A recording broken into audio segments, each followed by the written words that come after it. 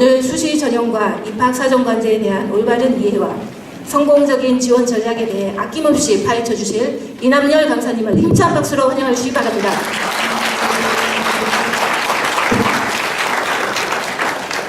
네, 학부모님들 반갑습니다. 이남열입니다.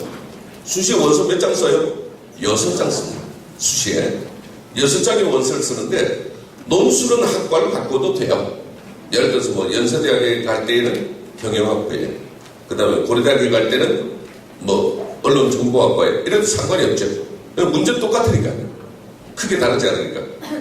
그러나 입학사정관제는 그렇지 않습니다. 입학사정관제에서 제일 중요하게 생각하는 건 뭡니까?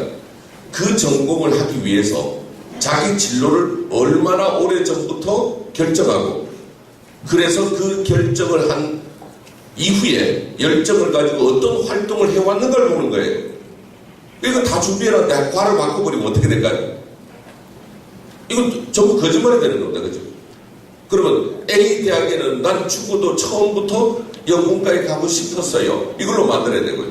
B 대학에 있을 때는 나는 영문과에 전혀 관심이 없고 어디에? 신문방송학과에 관심이 있었어요. 어떻게 같은 아이가 두 가지 거짓말을 하겠습니까? 이게 굉장히 불리해지는 겁니다. 그래서 오늘의 결론, 입학사정관제로 지원할 때는 6장 중에 2장이나 3장 입학사정관제를 쓰겠죠. 그죠? 그럴 때는 되도록이면 학과는 바꾸지 않는 게 좋다. 네. 그러나 학과에 대한 또 다른 어떤 고민이 있을 때는 주로 뭘로 해라? 입학사정관제가 아닌 다른 전형, 예를 들면 뭐 내신 성적 우수자 전형이라든지 아니면 그거 말고도 특기자 전형이라든지 논술 전형이라든지 적성고사 많이 있지 않습니까? 그죠? 이런 쪽에서는 학과 변경에 대한 부담이 크게 없다. 이렇게 줄자가 38만 명이 대입 정원입니다. 4년제 38만 명이 정원인데 그중에 이제 정시로 뽑는 게 한 26만 명쯤 돼요. 26만 명. 그러니까 거의 67% 정도. 줄자가 이제 서울 수도권의 70%가 훌쩍 넘어요. 수능 성적만 가지고 대학을 가는 걸 정시 모집이라고 그럽니다. 나중에 12월 달에 원서내죠. 네. 이건 뽑는 인원이 얼마 안 돼요. 11만 5천 정도. 이 정도밖에 안 됩니다. 그래서 일단 우리들의 목표는 어디라 해야 됩니까? 9월 4일부터 원서를 내는 수시 모집이라 해야 돼요. 근데 그게 뜻을 이루지 못하면 어쩔 수밖에 없다? 정시 모집이라고 하는 재도전한다. 우리가 마음을 그렇게 먹어야 됩니다. 그런데 대학을 가는 방법론의 평가 요소가 수능과 내신만 있는 게 아니잖아요. 그죠? 그런데 어떤 분들은 그래. 하도 많아서 모르겠다고. 아닙니다. 간단합니다. 딱 6개. 이 6개를 막 섞는 겁니다. 그죠? 대학마다 조금씩 다르게. 그래서 일단 머릿속을 간단하게 정리할 필요가 있어요. 수능과 내신은 대학을 가는 절대적 수단입니다. 일단 이해하셨어요? 수능 성적만 좋으면 대학 갑니까? 예, 갑니다. 조금 전에 이야기했던 왜 정시 모집이라고 했잖아요. 아까 11만 5천 명을 뽑는다는. 그러니까 아무것도 묻지도 않고 따지지도 않아요. 그냥 수능 성적만 가지고 무조건 전교 꼴등 상관없어. 수능 성적만 가지고 학교 가는 거예요. 그건. 정시 모집은 완전히 수능 100% 전형이 대부분이다. 이렇게 생각하시면 돼요. 그러니까 다 때려치고 수능 공부만 해도 돼요. 그러나 정말 잘 봐야 되죠. 그래서 꼭 그럴 수는 없죠. 내신 성적만 좋으면 대학 갑니까? 네, 갑니다. 여러분 수능 시험 보기도 전에 작년에 안 봤어요? 대학에 합격했다는 애들 주변에 있었어요. 네, 걔들 수능 보지도 않아요. 그러나 언제나 내신이 전교 1, 2등이라 해야 되죠. 네, 그게 문제인 거죠. 네, 그러나 법적으로는 내신 성적만 좋아도 대학 갈 수 있는 방법은 분명히 있어요. 근데 우리 애가 아니에요. 네, 이게 문제죠. 우리 애가 아니에요. 그러니까 좋아. 어차피 수능 내신 공부를 한다고 치고 여기에 더해서 논술이라는 말 들어보시고 적성고사라는 말 들어보시고 또 뭐가 있을까요? 특기자 전형이라는 말 들어보시고 그 다음에 입학사정관제라는 말 들어봤을 거예요. 이 이외에 대학생을 뽑는 방법은 없습니다. 그럼 굉장히 간단해지죠. 뭐 언론에서 뭐 3,700 몇십 개의 전형 유형이 많아서 어쩌고 저쩌고 그거 여러분들이 알아야 될 필요 없어요. 그건 우리 같은 사람이 공부했죠. 그죠? 그러니까 괜히 너무 어렵게 생각하는 걸 버리자. 예, 대학을 가는 방법은 평가 연수가 이 6개밖에 없어요. 이걸 가지고 조금씩 섞는 겁니다. 우리는 성적이랑 반영 안 해도 면접을 한번 보겠다는 툴. 우리는 그게 아니고 1단계에서는 내신으로 걸러내고 2단계에서는 수능과 면접을 하겠다는 거. 이런 방법을 자꾸 만들어가는 거죠. 근데 결국은 평가하는 방법은 이 6가지 평가 방법밖에 없는데 아래에 있는 이 4가지는요. 이 4가지 중에서 한 가지만 평가를 합니다. 지원자에 따라서.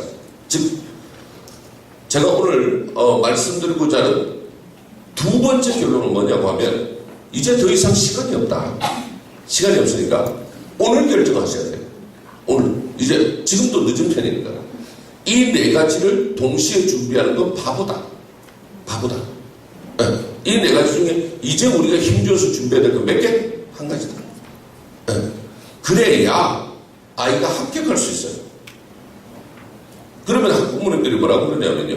아니 나도 그러고 싶어요. 그런데 뭐 하나 잘하는 게 없어서. 아니요. 뭐 하나 잘하는 게 없으니까 그나마 힘을 모아주셔야죠. 여러분 이런 거죠.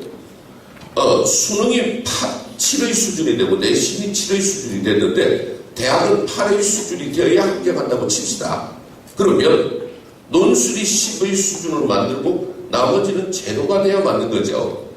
그래야 여기서 1을 빌려서 888이 돼서 24 나누기 3, 8 합격 이렇게 되는 거예요.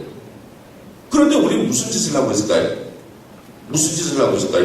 이 논술 10을 하지 않고 6을 가는 거죠. 그리고 혹시 미련 때문에 가까운데 한성대학들이야 적성고사 본대들아 혹시 모르니까 해두자 4. 너 영어는 그래도 좀 하지 않냐? 토익시험 일단 받으면 안 될까? 5. 또 사전관제야 2장만 넣어보자. 그래서 이 어려운 것 하나 팔이 안 되죠. 근데 힘쓰기로 치면 아까 뭡니까? 논술 10밖에 안 썼는데 얘는 지금 21이라고 하는 힘을 썼잖아. 그리고 또 떨어지는 거죠. 여러분이 중학생 같으면 이거 다 해보라고 그래요. 그래 이미 여기 온 분이 고3이 아니면 거의 고1일 거예요. 그죠? 고1도 많지 않을 겁니다. 고1이 왔다고 그러면 오늘 축복받은 거거든요. 이걸 미리 알수록 좋은 거니까. 그래서 이런 식의 과오를 범하지 마라. 그래서 이제는 선택의 여지가 없어요. 논술을 안 해야 될 애들이 논술을 하면 안 됩니다. 무슨 이야기냐고 하면요. 논술을 치르는 대학은요. 대한민국에서 25개밖에 없어요. 여러분 25개 대학만 논술을 본다고 하면 그 대학의 수준은 아시겠죠? 주로 2호선 대학 아니겠어요? 그죠? 2호선을 타면 연대도 있고 그죠? 이대도 있고 직직폭폭 서울대 들어가면 교대 돌아 한양대 쳐다보자 고대 다 왔다 서울대 이거냐 요거 중심으로 25개 대학입니다. 그럼 우리 아이가 그 수준이 아니라고 하면 논술 준비를 절대 할 필요가 없는 거죠. 그 아이는 지금부터 마음 좋아요. 그 수준이 아니라면 적성고사 준비를 하는 게 좋아요. 여러분 적성고사를 준비를 하면 생각보다 괜찮은 대학을 갈 수 있어요. 예를 들어서 대표적인 데가 이제 저 아래에 있는 그 경원대학이라고 아세요? 가천대. 그게 대표적인 이제 그런 쪽이에요. 한성대학도 있고 옛날에 광운대학도 있었고 한양대학 에리카 캠퍼스 이런 쪽의 대학들 중심으로 해서 전국에 28개 대학의 적성고사를 봅니다. 그러니까 대충 내신으로 기준으로 판단하면 될 것 같아. 내가 논술에 도전을 하겠다 하면 3등급 벗어나 있는 학생은 안 하는 게 좋아요. 왜? 3등급 벗어난 애들을 받아들일 대학에 논술 안 봅니다. 논술 안 봅니다. 이제 내신 등급 기준으로 편하게 이야기하면 그래요. 그러면 본인이 이미 피할 수 없는 5등급이라고 치면 이거 대학 가기 어렵잖아요. 그죠? 그런데 지금부터 적성을 집중화시키면 하수가 안 합니다. 집에서 밥 먹고 다니는 대학에 갈 수 있다. 그죠?